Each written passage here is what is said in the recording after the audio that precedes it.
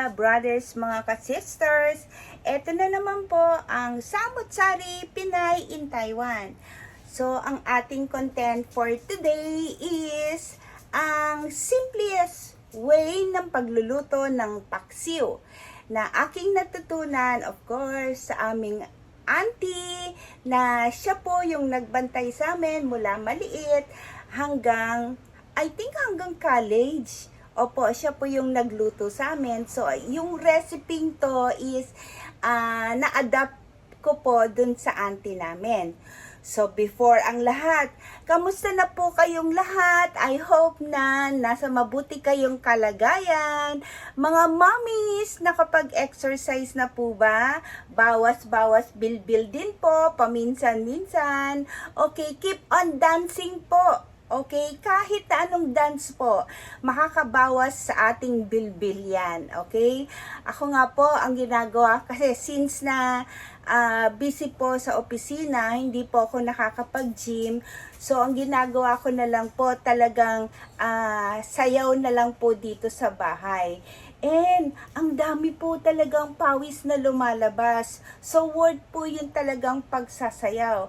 Kung alam ko nga lang po na pwede na lang ang sayaw, hindi na ako gumastos sa gym. ganun eh. Anyway, kailangan ko rin naman pong mag-gym paminsan-minsan. Pero po, ang schedule po kasi sa office namin is super busy po. And of course, syempre po, kailangan ko pong maghanda ng content para sa inyo. I hope po na magustuhan ninyo ang aking the simplest way ng pagluluto ng paksiw versus Ilocano style. Of course, Ilocano po yung aking mother side. So, natutunan ko po to at ito is aking paboritong pagkain aside from sinigang. Okay? Simplest way po dahil ginagamitan ko po siya ng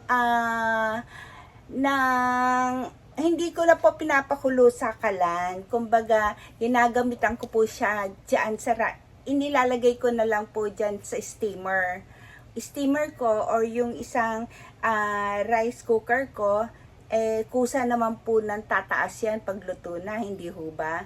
Now, pakilala ko na po sa inyo ang ating ingredients ng the simplest way of paksiw na Ilocano. Okay po? Okay, sige, pakilala ko po sa inyo ha. Ito po, gagamit lang po tayo ng luya, of course. Bawang, medyo damihan natin. At ang palaya, talong, at ang bangus.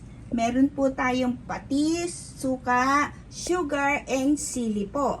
So, tara po, ayusin na po natin ang pagluluto ng paksiw na bangus in Ilocano version.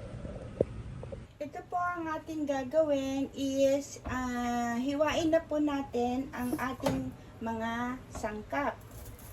Talong, ang palaya po.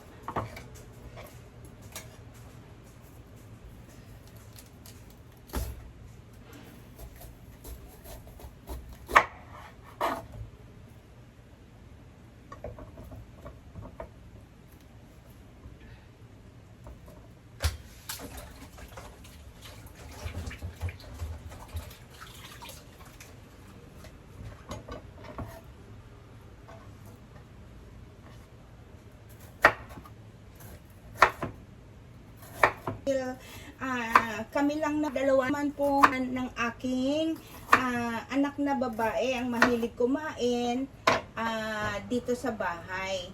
Ang iba, yung anak ko po kasi na lalaki nagdo-dorm.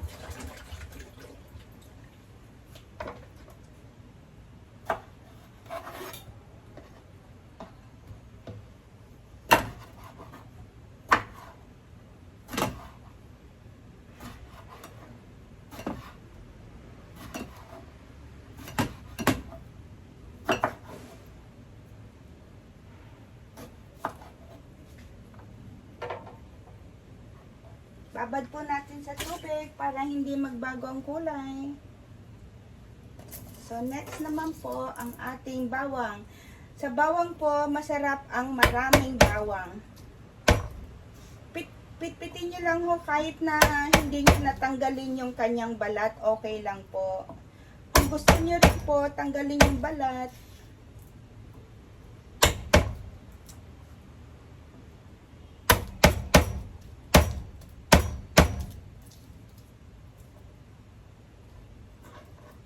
tama na po yan. Tapos ang ating luya.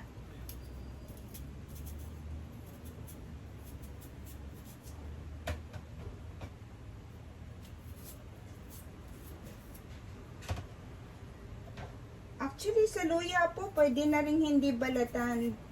Pero ako po talaga, pinagtsatsagaan ko po siyang balatan. Hugasan lang pong maigi, okay na po yun.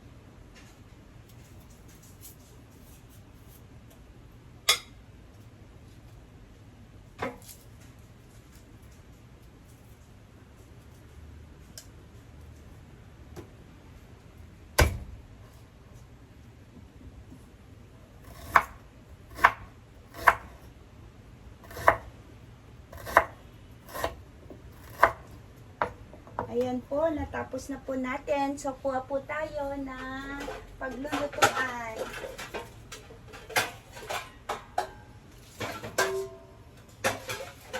Dito na po tayo sa malaki para at least mai-cover na po lahat. Ilalim po natin yung luya at saka yung bawang. Then, sunod po natin itong mga gulay na. Ganyan lang po kasimple yan. Yung iba po, ano pa po ng mantika. Ito po, wala po siyang mantika.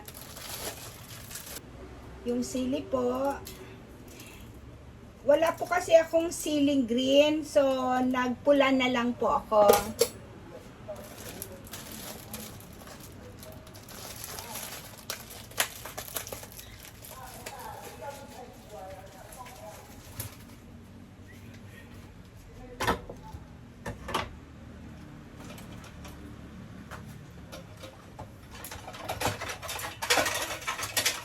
So, maglagay po tayo ng asukal.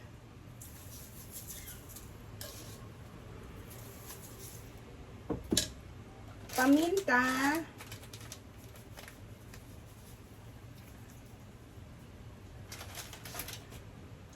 Suka po.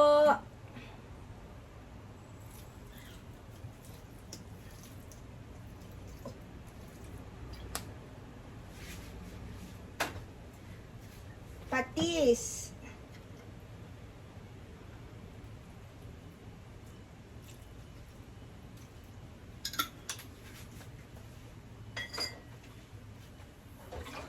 Ihalo na po natin ang talong.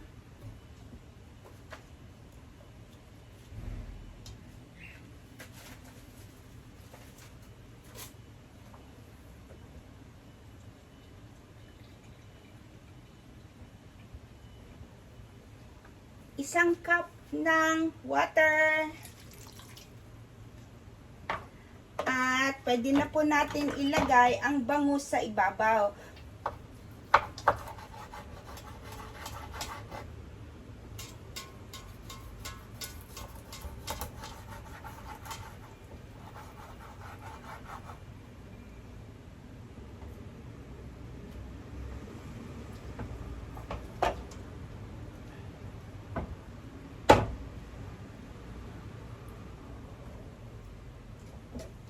Ganyan lang po kadali. And then, ating i-rice cooker.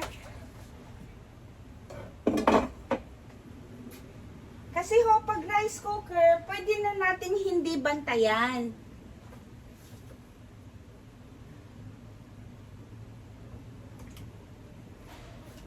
Pwede po nating hindi bantayan. So, yung iba pong ating gagawin, magagawa po natin. Ayan na po siya.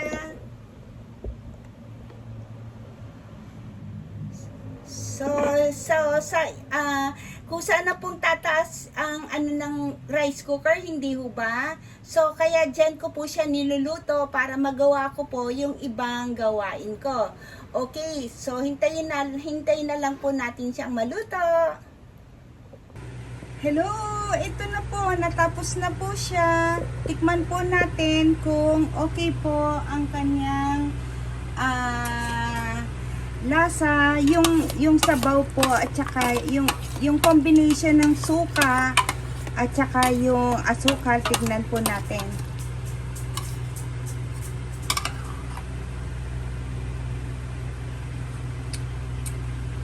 Oh, the best po talaga. Grabe.